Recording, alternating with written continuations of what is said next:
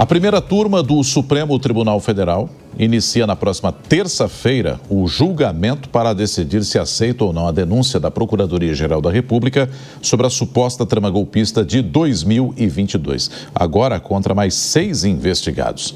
Eles são apontados como integrantes do chamado Núcleo 2 do Plano. E para falar um pouco mais sobre o tema, a gente recebe agora no Jornal da Manhã Sergei Cobra Arbex, advogado criminalista que gentilmente nos atende. Senhor Arbex, bom dia, obrigado por atender a Jovem Pan. Bom dia, Nonato, um grande prazer estar aqui, sobretudo numa data tão especial. Eu acho que até quem não é cristão reconhece a importância para nós cristãos desse domingo de Páscoa, domingo de ressurreição de Cristo. É uma alegria estar aqui debatendo um tema que não tem nada de alegre, né? Um tema muito difícil, mas eu acho que faz parte da nossa evolução humana enquanto vida normal e vida espiritual também, porque o desafio não é fácil. Agora, senhor Arbex, esse próximo julgamento aí da turma 2, vamos dizer assim, desse suposto plano para abolir o Estado Democrático de Direito, gera, imagino que menos controvérsias ou chama menos a atenção do que a primeira parte do julgamento, que foi com um núcleo que incluía, inclusive, o ex-presidente, ex-ministros, etc. Mas temos nomes importantes também aí, como o Silvinei Vasquez, que cuidava da Polícia Rodoviária Federal. Qual é a tua expectativa em torno desse início de apreciação por parte da primeira turma? É de acolhimento, novamente? Ah, sim. Assim, primeiro como advogado criminalista há quase 30 anos, eu lamento que esse tema ainda esteja colocado numa situação menor. No Estado Democrático de Direito, Nonato, nós temos que ter cuidado com a maneira como a gente se comporta, até porque o próprio caso que está sendo investigado, que está sendo julgado, diz respeito a uma insurgência que se acusa pessoas de lutarem contra a democracia, fazerem atos de golpe contra a democracia.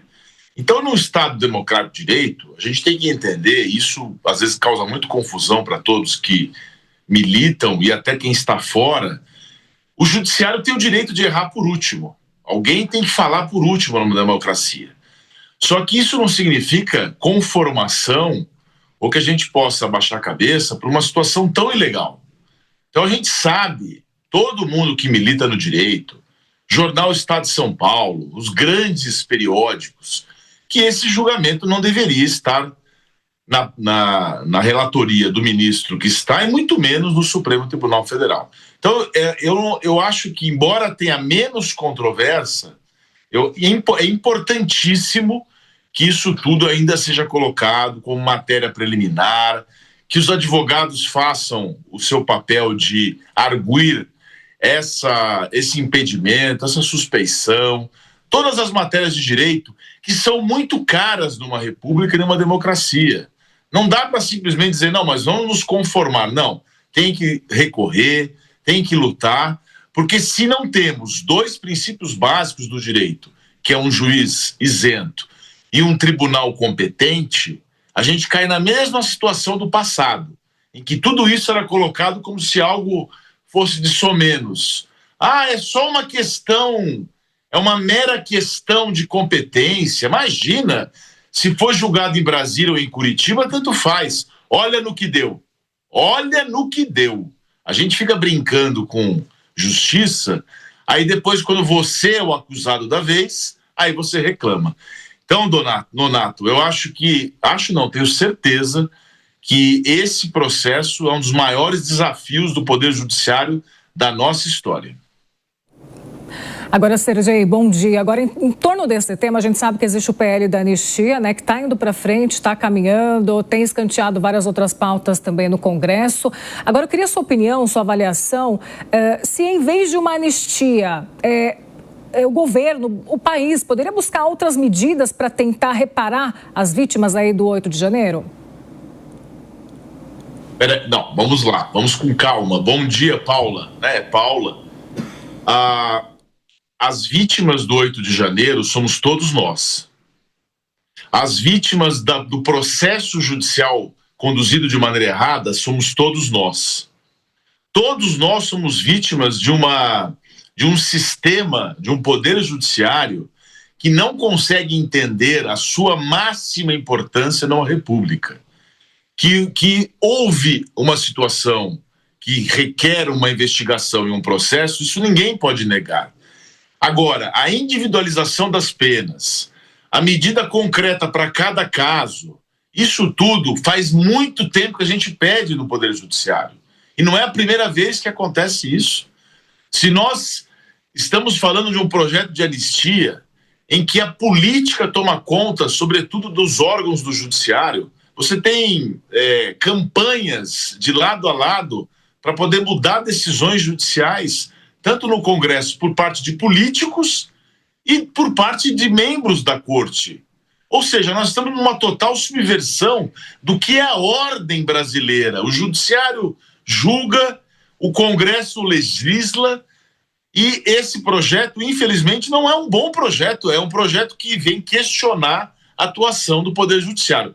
Se a gente conseguisse, num esforço da sociedade civil, num esforço da comunidade jurídica, e aí eu falo de OAB, falo de todos os advogados, de toda a sociedade, que a gente pudesse fazer até um manifesto para que a gente retomasse o Estado Democrático de Direito, a gente não precisaria estar falando de anistia ou de outras situações como tais. É muito perigoso quando um poder começa a invadir o outro, porque não tem mais fim isso. E eu, como advogado e cidadão, sobretudo cidadão, me preocupo muito com isso. Nossos comentaristas, Henrique Kriegner e também o Diogo da Luz, participam aqui da entrevista. Henrique. Sergei, prazer falar aqui com você mais uma vez no encontro aqui na Jovem Pan.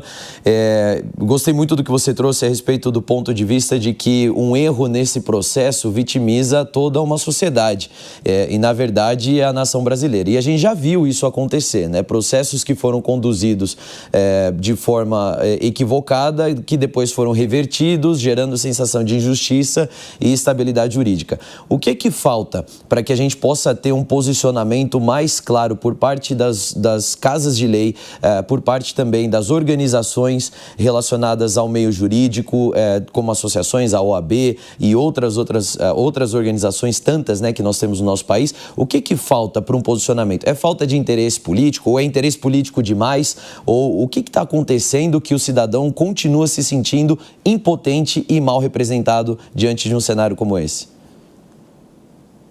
Sobral Pinto, Henrique, bom dia. Obrigado pela sua pergunta. Sobral Pinto dizia que advogado tem que ter coragem, senão não dá.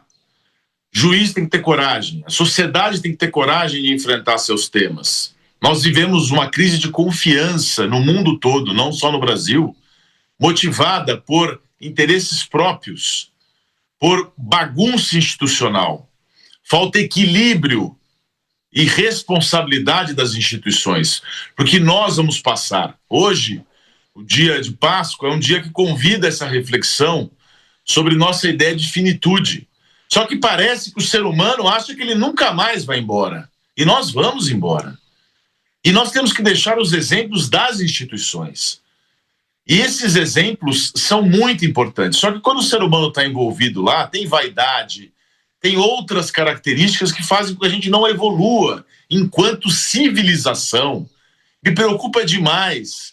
Nós criamos, Henrique, em 2004, o Conselho Nacional de Justiça, que é um órgão supostamente externo para poder controlar comportamento de juiz. E esse órgão não tem funcionado a contento. Comportamento é quanto tempo o juiz fica com o processo. Ele pode, de repente, ficar mudando uma hora na primeira turma, uma hora na segunda turma, uma hora no plenário. Isso tudo deveria estar sendo visto há muito tempo. Eu sei que esse caso chama muito atenção. Só que para quem milita, quem está nos assistindo agora, quem é advogado ou advogada, sabe que esse caso do 8 de janeiro não é um caso isolado, não é só porque tem perseguição política. Eu até admito que tenha, mas todo o processo judicial sofre gravíssimas consequências de nulidade, de magistrados que não estão vocacionados para tocar. Claro, tem muita gente boa no Poder Judiciário. Esse é um processo que a gente tem que fazer de revisão de toda a estrutura do Poder Judiciário. Agora, por mais que a tarefa seja difícil, eu não sou pessimista, não. Eu acho que esse caso do 8 de janeiro, o da Lava Jato, vai criar vergonha para nós, de uma vez por todas, para a gente entender que judiciário, que Estado Democrático de Direito, uma palavra bonita, é coisa séria. Não é para ficar indo na rede social, fazer vídeo e ficar xingando um ou outro. Senão a gente vai acabar perecendo enquanto civilização. Serguei, um ótimo domingo de Páscoa para você. Quando eu escutei uma verdade que você trouxe, o judiciário é o último que tem o direito de errar, eu senti, tá bom, é verdade, mas é muito doído a gente escutar isso, porque isso pode significar a soltura de um assassino perigoso, como também a condenação de uma vítima inocente. Mas aí eu me pergunto, quando o erro do judiciário vem do início, não o erro de julgamento, de entendimento, e sim o erro de começar um julgamento sabendo que se a pessoa for condenada, ela não vai ter direito a recorrer a uma instância superior, que é uma garantia de tratados internacionais, constitucional, da nossa legislação, do Código Penal, como que Conselho Nacional de Justiça, OAB, senadores, não se movimentam nesse sentido. Muito mais que anistia do que o que for, é dar às pessoas o direito de um recurso.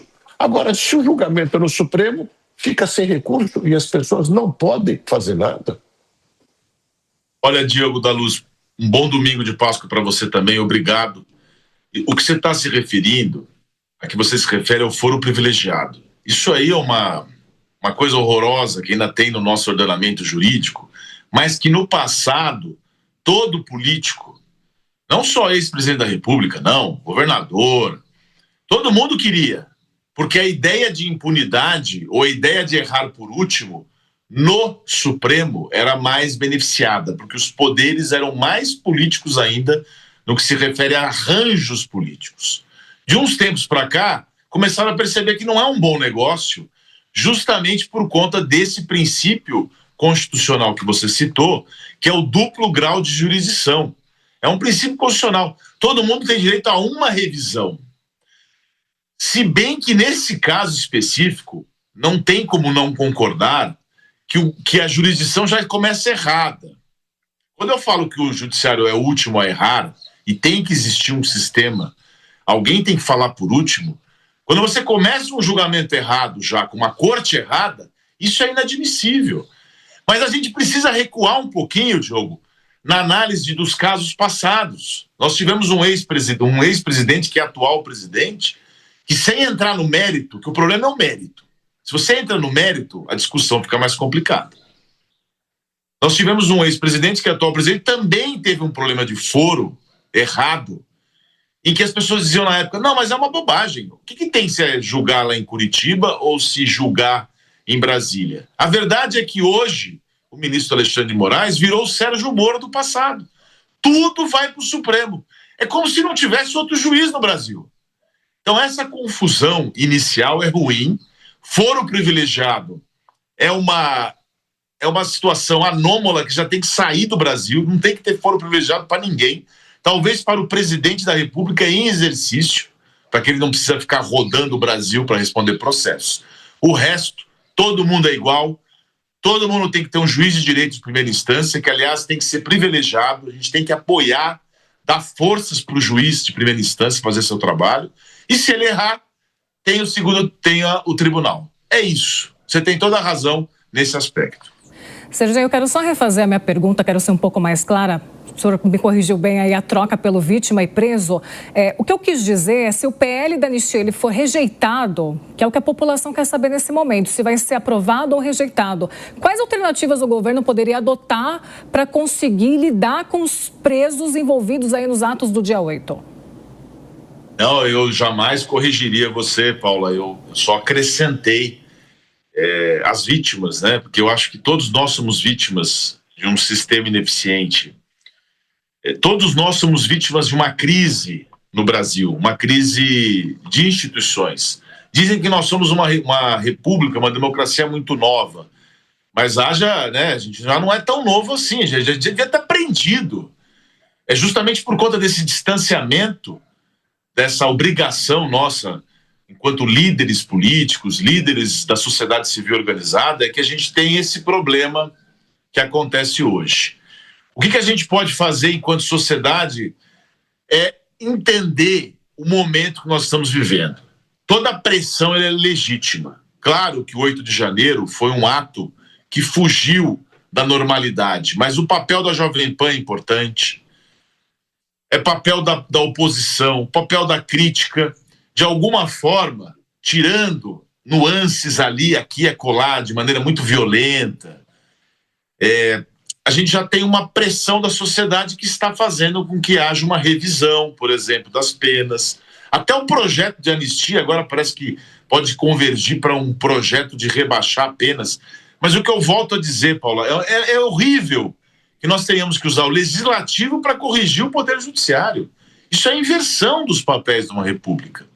Mas o fato é que acontece isso. Tem um voto do ministro André Mendonça, porque hoje é um dia importante para nós, e na época o ex-presidente processado chamou ele de terrivelmente religioso, terrivelmente católico, uma coisa assim. Tem um voto dele no 8 de janeiro, que é um voto com penas muito mais reduzidas, mas que também não passa um ar de impunidade. Então, eu convido a quem está nos ouvindo agora, pesquise os votos do ministro André Mendonça, são votos bem interessantes. Não pune de maneira fraca, mas também não põe essa pena exagerada de 14, 17 anos, que até uma criança sabe que isso aí é populismo penal, é direito penal do inimigo, é vingança. E a gente vai continuar fazendo o nosso papel, Paula, que eu acho que é esse. Esse é o nosso papel. Nós agradecemos, então, a participação do Sergei Cobra Arbex, advogado criminalista aqui no Jornal da Manhã. E o termo foi terrivelmente evangélico, Sr. Arbex. Muito obrigado pela gentileza. Ótimo dia aí para o senhor. Muito obrigado, viu? Aí, no caso, ele seria terrivelmente justo, o que é ótimo. Obrigado. Grande abraço a todos, que as bênçãos possam cair sobre nós, que nós estamos precisando. E muito obrigado aí para todos.